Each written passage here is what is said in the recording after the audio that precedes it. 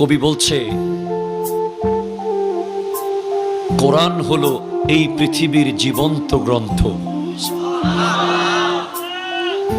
তুমি প্রশ্ন করলেই উত্তর পাবে এমন প্রাণবন্ত।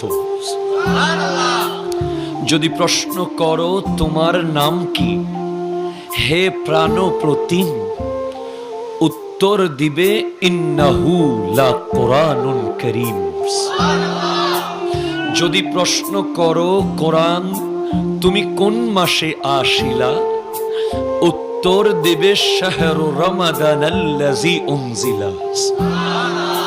যদি প্রশ্ন করো কোরআন তোমার দেশের বাড়ি কই, উত্তর দিবে লৌহে মাহফুজ ঠিকানাহীন নই।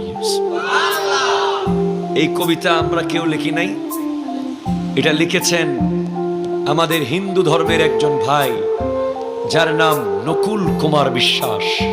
জোরে কোন মারহাবা। একজন হিন্দু হয়ে কোরআনের পক্ষে লিখেছেন। শুধু তাই না, তিনি লিখেছেন,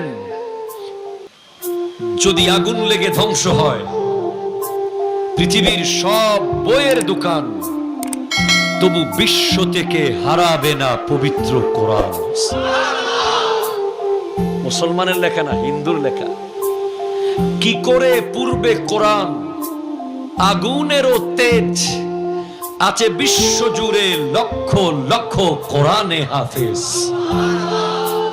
তারা ছাপাইয়া আসমানি গ্রন্থ, বাঁচাবে ইসলামের মান, তবু বিশ্ব থেকে হারাবে না পবিত্র কোরআন।